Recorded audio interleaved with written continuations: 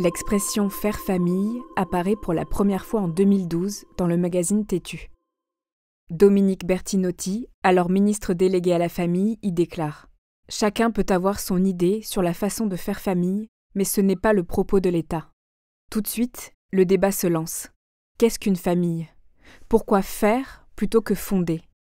Parce qu'il y a 1000 façons de faire famille. Se mettre en couple, avoir des enfants, être célibataire avec un chat et 2 canaris, ou encore cohabiter avec tous ses amis. Car une famille, ça se choisit. Michel et Patrick imaginent très vite la famille qu'ils rêvent d'avoir. Mais la réalité va très vite dévier la trajectoire qu'ils avaient en tête. L'histoire de Michel est la première partie d'une histoire en 2 parties. N'oubliez pas d'écouter le 2e épisode raconté du point de vue de Virginia.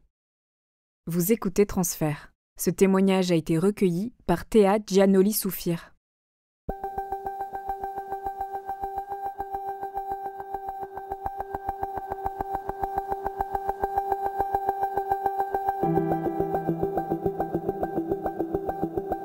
Je suis née en Angleterre, à Watford, en 1967. Je grandis en Angleterre jusqu'à mes 5 ans. Et à l'âge de 5 ans, avec ma maman, on est arrivé à Paris. J'ai 2 sœurs et un frère beaucoup plus jeunes que moi. Je les surveille, j'aide ma maman à leur donner le biberon. Je suis un petit peu la nounou de mes petites sœurs et de mon petit frère, d'une certaine façon. En moi, depuis toute jeune, j'ai toujours senti le besoin de vouloir un bébé.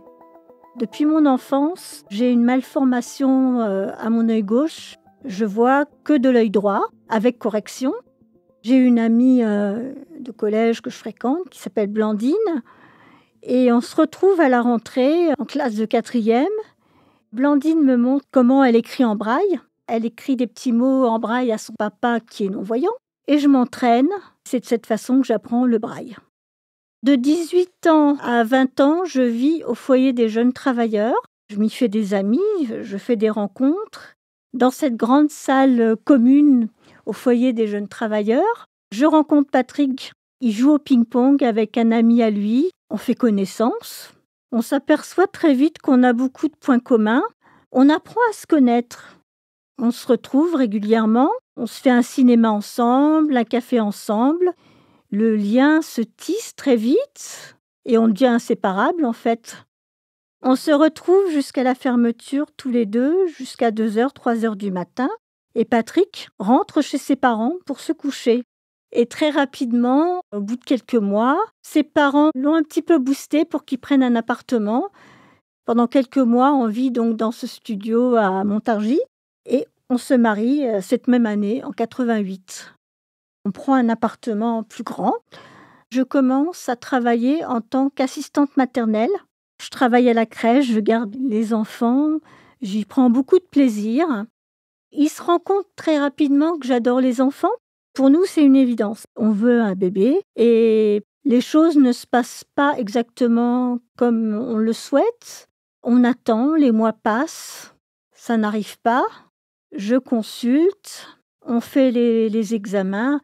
Rien de vraiment anormal, peut-être un petit problème hormonal, mais pas grand-chose. On commence à faire un traitement hormonal et on continue pendant presque 2 ans. À chaque fois, j'espère, je me dis « Ah, cette fois-ci, ça va être la bonne ». Mais non. Mais on continue sur cette lancée et arrivé à un moment donné, on s'est dit après tout, si on n'arrive pas à en faire un, pourquoi on n'en adopterait pas un ? C'est le début. On commence à penser bien fort à l'adoption, on commence à s'informer, à lire, à se renseigner quel est le parcours, comment on doit s'y prendre. Et c'est le début d'une grande aventure. Je lis beaucoup de livres pour avoir des témoignages. Pendant ce temps où je lis beaucoup de livres, nous, on est dans notre parcours de demande d'agrément pour l'adoption par l'aide sociale à l'enfance. Et pour avoir cet agrément, ça prend 1 an. Donc, on est en plein parcours pour avoir notre agrément d'adoption. Il y a beaucoup de papiers administratifs. On a des rendez-vous avec l'aide sociale à l'enfance, la puéricultrice, la psychologue. c'est quand même très, très, très poussé. Quelquefois, on se sent même mal à l'aise parce qu'on est obligé de raconter notre enfance. On est obligé de donner des détails sur notre vie privée d'enfant. On est regardé avec une loupe, de la tête aux pieds. On est nerveux, on est mal à l'aise. On a peur de ne pas donner les bonnes réponses, de ne pas être à la hauteur. Après cette année de visite de l'ASE, on a notre agrément. On est très heureux de recevoir l'agrément et on nous donne une liste d'associations agréées par l'État où on peut adopter. Des bébés adoptables en France, il y en a 17 sur tout le territoire par an. On cherche sur toutes les adresses, on envoie des courriers, des demandes à toutes ces associations. Sur beaucoup de courriers qu'on envoie, pas toutes ne répondent. Sur une vingtaine, il y en a 2 qui ont répondu. Et sur les 2 qui ont répondu, il y avait l'association Emmanuel. L'association Emmanuel fait adopter des bébés trisomiques 21 ou ayant un handicap et des bébés de l'orphelinat de Djibouti en Afrique. On a choisi d'adopter un bébé africain. C'est lié, je pense, à mon histoire familiale. Ma maman a grandi en Afrique. On a pris contact donc avec l'œuvre Emmanuel. Ils nous ont dit, écoutez, c'est possible, il y a 2 ans d'attente. Donc, on attend pendant 2 ans, jusqu'au jour où on reçoit un coup de téléphone de l'association Emmanuel qui nous dit, c'est bon, vous allez pouvoir avoir votre bébé dans quelques jours. C'est waouh, c'est la joie. On se dit que c'est pas possible. Est-ce que c'est bien vrai? J'ai du mal à réaliser en fait. L'association nous dit juste que c'est une petite fille, mais on n'en sait pas plus. On est très excités, on est pressés de la voir. On est un peu anxieux aussi parce que l'association nous a dit qu'elle avait une bronchite. À son arrivée, quand même, il fallait qu'elle soit suivie pour faire un check-up. Elle arrive le 24 décembre à l'aéroport Charles de Gaulle. Donc on se lève très tôt, tous les 2, le matin, très anxieux, excités. À l'aéroport, il y a énormément de monde. Ça court dans tous les sens, beaucoup de passagers, beaucoup de gens qui partent, qui arrivent. Et enfin arrivent 3 militaires qui viennent de Djibouti avec 3 couffins. Ils s'approchent de nous, on s'approche d'eux. Et les choses se font très rapidement en fait. On se retrouve avec le couffin, le bébé, les petites affaires et tout le dossier du bébé. Notre petite fille, quand elle arrive, elle s'appelle Yasmine. Et on est à l'aéroport avec elle. Elle ne nous connaît pas, on ne la connaît pas. Je la regarde directement, elle me fait un grand sourire. Et on se rend donc avec Yasmine, le petit couffin, ses affaires. On retourne à la voiture et on rentre à la maison. On est dans un rêve. On a du mal à réaliser que c'est réel. C'est beaucoup d'émotions. Je monte à l'arrière avec Yasmine dans son petit couffin, je la tiens. Patrick monte à l'avant, on conduit, on rentre à la maison. On arrive à la maison, on fait connaissance. Je la prends dans mes bras, on lit le dossier. Avec Patrick, on décide de l'appeler Virginia parce que moi, je suis d'origine anglaise. J'ai envie d'appeler mon enfant avec un prénom d'origine anglophone. Donc, c'est un prénom que j'ai choisi par rapport à l'ouvrage que j'ai lu. Et le nom de l'auteur était Virginia McAuliffe, qui avait écrit toute une histoire, Fratrie d'enfants. Et je me dis, c'est ça, je vais l'appeler Virginia.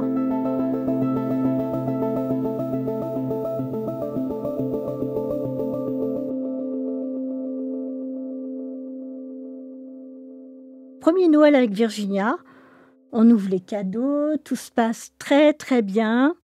En tant qu'assistante maternelle, j'ai l'habitude des bébés et je sens qu'au niveau bronchique, ça siffle, il y a un râle.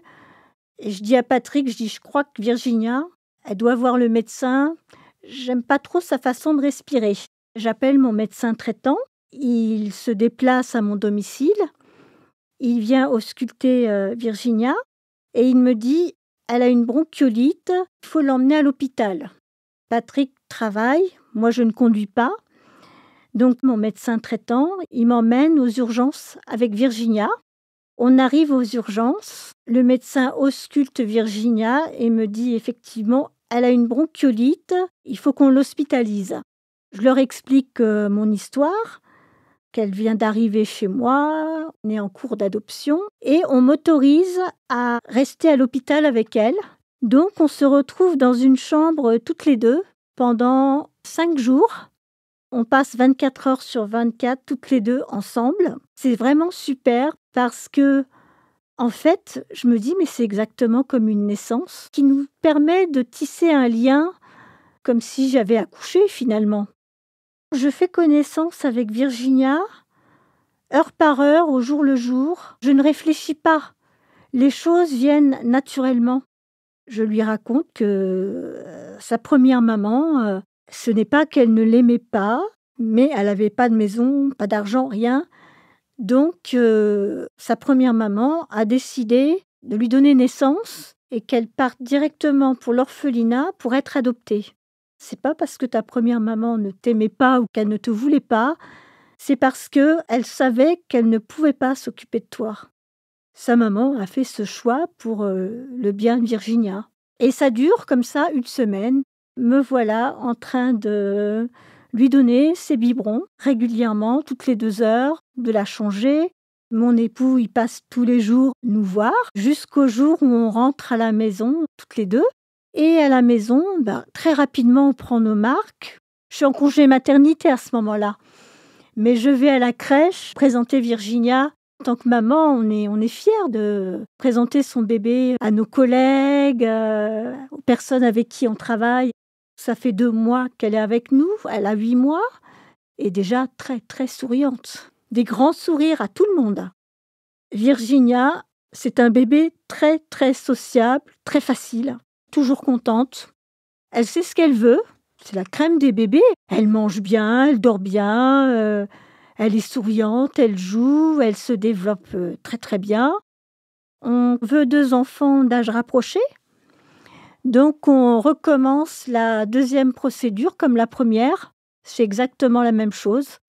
Refaire le dossier, refaire les visites avec l'assistante sociale, la puéricultrice, la psychologue. Mais la 2e fois, les personnes nous connaissent, donc c'est moins poussé. Donc, rapidement, on a l'agrément pour le 2e. Et on nous dit il y a 2 ans d'attente. On a le dossier pour adopter notre 2e enfant. On a Virginia. Donc, on vit notre petite vie au quotidien. Patrick travaille à la SNCF. Moi, je reprends mon travail à la crèche. Et les mois se passent comme ça. Virginia grandit, évolue, elle joue. Jusqu'au jour où je rencontre mon ami. On se dit, tiens, on va aller promener les enfants. Puis, je sais pas, je me sens fatiguée. C'est bizarre, mais bon, rien de plus. Les jours passent. Et un matin, je me dis, tiens, c'est bizarre. Je mange pas comme d'habitude. Je mange plus les mêmes aliments. Mais bon. Puis après, je me dis, hop, et si je faisais un test de grossesse? Je crois pas 1 minute, mais je me dis, on sait jamais. Donc, je vais chercher un test de grossesse à la pharmacie. Enfin, il y a un pack de 2. Je fais mon test de grossesse. Il ressort positif. Je me suis dit, waouh, il y a une erreur là. Qu'est-ce qui se passe? J'y crois pas. Je recommence, je fais le 2e. Toujours positif. Je me dis, waouh, alors, le soir, Patrick il rentre à la maison, je lui montre mes tests de grossesse, je lui annonce, il fait, waouh. Je fais, oui, waouh. Et donc, le lendemain matin, on va directement au laboratoire faire une prise de sang pour confirmer. Et on a la confirmation du laboratoire que oui, eh bien, je suis bien enceinte. Ce qui est très étrange, c'est que je n'ai aucun symptôme de grossesse. À part le changement d'alimentation, j'ai du mal à y croire. J'ai du mal à réaliser. Virginia, elle a 2 ans et demi à ce moment-là. Les 3 premiers mois, je suis très, très fatiguée. J'ai envie de dormir tout le temps. Mais sinon, tout va bien. Je fais la première échographie. Je suis enceinte de 7 semaines. Et à cette échographie, là, oui, je me rends compte vraiment que oui, c'est bien vrai, je suis enceinte, j'attends un bébé. Le fait de voir cette échographie, ça me permet vraiment de réaliser. Parce que tellement de déceptions les années avant que là, on me dit oui, tu es enceinte. J'en parle à Virginia. Je lui dis: «Tu sais, tu vas avoir, une petite sœur bientôt». Je ne sais pas si elle comprend, si elle se rend compte. Elle voit que j'ai un gros ventre, mais est-ce qu'elle réalise vraiment à 2 ans et demi? Je ne sais pas, je ne sais pas. Ma grossesse se poursuit tranquillement. Quand l'association Emmanuel nous appelle pour nous dire que c'était bon, on pourrait avoir notre deuxième bébé en adoption, je lui annonce que je suis enceinte. Et là, l'œuvre Emmanuel nous explique que oui, du fait que je suis enceinte, à ce moment-là, pour la deuxième adoption, c'est annulé parce qu'il y a très peu de bébés adoptables, ce que nous, on comprend. Mais pour un peu, on se retrouvait avec 2 bébés quasiment en même temps. J'arrive à mon 9e mois, dernier mois de grossesse, et je dois rentrer à l'hôpital parce que j'ai de la fièvre et de l'hypertension. Patrick emmène Virginia chez sa grand-mère, qui la garde pendant quelques jours, pendant que je suis à l'hôpital. Au bout de 4 jours, ils me disent: «Bon, c'est bon, vous pouvez rentrer chez vous». Je dis: «D'accord». Donc Patrick vient me chercher, on rentre à la maison le soir. On a à peine le temps de rentrer, de manger, de se laver, d'aller se coucher et je perds les os. Il doit me ramener directement à la clinique et j'accouche donc le lendemain de Victoria, donc ma deuxième fille. Tout se passe très bien. Que ce soit Virginia ou Victoria, j'ai l'impression de leur avoir donné naissance pareil. Virginia arrive avec son papa à la maternité, voir sa petite sœur pour la première fois. Elle est toute contente, toute excitée de voir Virginia à côté de sa petite sœur Victoria. C'est magnifique, c'est merveilleux. Et Virginia, en plus, elle est très contente, elle est souriante, elle est gaie. Donc, quand nous revenons à la maison avec Victoria, je n'ai pas du tout de crise de jalousie. Virginia est très très proche de sa petite sœur, elle l'adore. Elle se met tout le temps à côté d'elle, elles s'entendent très très bien.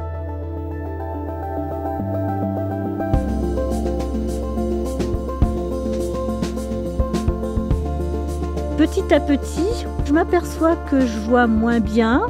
Elle change de lunettes, mais je m'aperçois que c'est pas si efficace que ça. Mais je dis rien à personne. Je sens que j'ai un problème, mais j'arrive pas à mettre le doigt dessus. Pour moi, je vois parce que ma vision centrale n'est pas touchée. Je me suis surprise un matin à demander à Virginia, Virginia, est-ce que c'est bon à droite, il n'y a pas de voiture, est-ce qu'on peut traverser? Elle me dit oui, puis après ça commençait à me trotter dans la tête. Je dis, oh là, qu'est-ce qui se passe là? Je suis en train de demander à ma fille de 3 ans si on peut traverser. Bon, j'en parle à personne.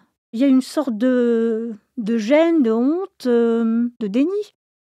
Quand je vais à la pharmacie ou pour remplir des papiers, je dis que j'ai perdu mes lunettes, comme ça on ne pose pas de questions, et j'utilise une loupe. J'ai ma petite tablette en braille à moi. J'utilise cette tablette régulièrement. Je note des numéros de téléphone, des adresses. Alors entre ma tablette braille et ma loupe, je me débrouille comme ça. Les jours passent, continuent. Et une journée arrive, je mets la friteuse en route, une friteuse électrique. J'entends la sonnerie pour dire que l'huile est chaude. Je rentre dans la cuisine est barricadée avec une barrière. Les enfants ne peuvent pas rentrer, mais moi je rentre. Je me prépare à descendre le contenu de la friteuse dans l'huile chaude. Mais comme je ne vois pas bien, j'ai bugué, c'est descendu trop vite. Et d'un seul coup, l'huile bouillante, ce jour-là, je me rends compte, je me dis là, il faut agir, tu as un problème. Donc, je finis par en parler à mon mari, à lui expliquer que j'ai des difficultés de vision, etc. Et je vais consulter à l'hôpital à Nemours, en ophtalmologie, où je passe toute une batterie d'examens et on s'aperçoit que j'ai une rétinite pigmentaire. Avec cette maladie, on commence par perdre la vision périphérique et cette vision périphérique se rétrécit petit à petit. Virginia a 4 ans et Victoria a à peine 1 an. Il faut que j'arrête d'être dans le déni. Il faut que je prenne conscience que j'ai un handicap, il va falloir que je fasse quelque chose. J'ai des enfants à charge. Mon mari travaille. De ce fait-là, je prends des cours de locomotion avec une instructrice de locomotion et me fait un bilan pour savoir à quel stade j'en suis, si j'ai besoin de me déplacer avec une canne blanche ou pas. Et une fois que l'évaluation est faite, elle se rend compte que, effectivement, j'ai besoin de me déplacer avec une canne blanche. Là, c'est très dur. Je me sens tellement gênée, honteuse. Une fois que je suis dans le processus de rééducation, j'apprends à l'accepter. Au moment où je me retrouve avec 1/20 de vision, je me sens pas aveugle. Je me sens pas aveugle. J'ai l'impression de tricher. J'ai une canne blanche, mais pour moi, je suis pas aveugle. C'est un gros décalage. Et par la suite, à force d'aller à l'association, de me faire des amis, de rencontrer du monde, je m'aperçois que je suis pas toute seule à être dans cette situation. Je suis pas quelqu'un voyante, je suis pas non-voyante, je suis entre les deux. Et ce entre les deux, il est très très large. Les filles, elles sentent très vite, comme tous les enfants, elles sentent les failles. Un jour, elles décident de jouer à cache-cache. Elles se disent « Maman va pas nous trouver ». Non. Je rentre dans la chambre, je tourne autour du lit, j'entends leur respiration. Et je les trouve. Et elle dit « Mais maman, comment t'as fait ?» Je dis « Je vous ai entendu respirer ». Des petites choses comme ça de tous les jours où elles essayent de tricher. Je me fais avoir, mais pas trop, parce que je les connais, je sais comment elles fonctionnent. Donc je fais mon possible pour me faire avoir le moins possible.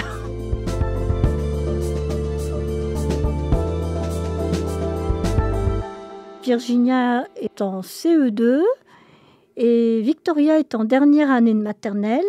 Je vais chercher mes filles le soir à l'école et on arrive devant la porte d'entrée de notre immeuble et Victoria vient me voir et me dit « Maman, il y a une fille qui a dit que Virginia et moi, on ne peut pas être des vraies sœurs parce qu'on n'est pas de la même couleur. » Elle comprend pas parce que pour elle, qu'est-ce que ça veut dire une vraie sœur ou une fausse sœur? Pour elle, Virginia est sa sœur, c'est tout.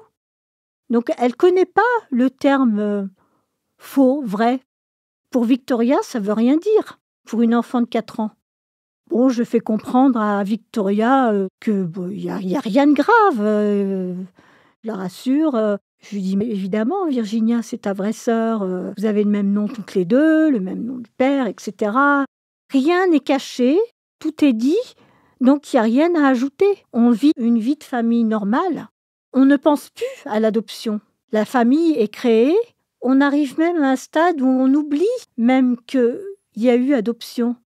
En tant que mère, je ressens aucune différence entre les deux. Ce sont mes 2 filles avec 2 caractères complètement différents, mais elles s'entendent très bien. Bon, des disputes comme toutes les sœurs. Tu prends la salle de bain trop longtemps ou « Victoria, range tes affaires, tu laisses tout traîner ». Des disputes normales de sœurs, de frères et sœurs. Virginia est arrivée, elle avait 6 mois. C'est comme si elle était là depuis le début. Un jour, Virginia me demande, elle me dit « J'aimerais bien savoir si j'ai des frères et sœurs. Et est-ce que tu as l'adresse de l'orphelinat où je suis née ?» J'ai dit « Oui ». Et à ce moment-là, elle a 18 ans et je lui montre tous les papiers. Je lui montre son carnet de santé, les papiers avec son histoire, le nom de sa mère naturelle, de sa grand-mère naturelle, où elle est née, et je lui remets le dossier. Elle me demande, elle me dit « Maman, ça te dérange pas si je fais des recherches ?» Je lui dis « Non, moi j'aimerais bien aussi savoir si tu as des frères et sœurs. » Et elle a fait des recherches. Au bout de quelques mois, elle me dit « Je trouve rien. » Donc, on ne sait rien de plus. Virginia n'en reparle plus. Pour ses 30 ans, elle me raconte qu'elle et son copain Johan ont décidé de faire un voyage à Djibouti et de retourner sur ses pas, retrouver l'endroit où se trouve l'orphelinat où elle était petite. Virginia voyage beaucoup. Elle aime beaucoup voyager, donc j'ai l'habitude de regarder beaucoup des photos de ses voyages. Elle a été à Tokyo, elle a été en Irlande, elle a été en Écosse. Donc là, j'ai eu quelques photos et puis elle m'a montré l'endroit où il y avait l'orphelinat. Mais c'est vrai que pour moi, c'est difficile de me rendre compte parce que, contrairement à certains parents adoptifs qui ont été chercher leur bébé dans le pays où le bébé est né, ils ont pu aller sur place. Nous, on ne sait pas à quoi ressemblait l'orphelinat. On n'a pas d'image, on n'a rien. Elle est retournée sur ses pas, elle a vu comment était Djibouti. On aurait souhaité avoir un autre enfant, mais ce n'est pas arrivé. C'est le destin. Aujourd'hui, j'ai 58 ans. Je suis toujours présente, elles peuvent m'appeler n'importe quand. Avec le recul, avec mon expérience de mère et moi, ma propre expérience personnelle, j'essaye de me mettre dans leur peau de jeune femme, avec leur vie à elles. Chacun a sa place. Nous, en tant que parents, on les a élevées, elles ont grandi, on a fait notre job, on est toujours là. Il faut bien se dire, c'est nos enfants, mais ce ne sont plus des enfants, ce sont des adultes. C'est dur de couper le cordon, mais d'un autre côté, il faut bien que les oiseaux s'envolent, partent du nid un jour ou l'autre. Être parent, c'est aider son enfant à grandir et l'aider à devenir adulte et à s'envoler par lui-même.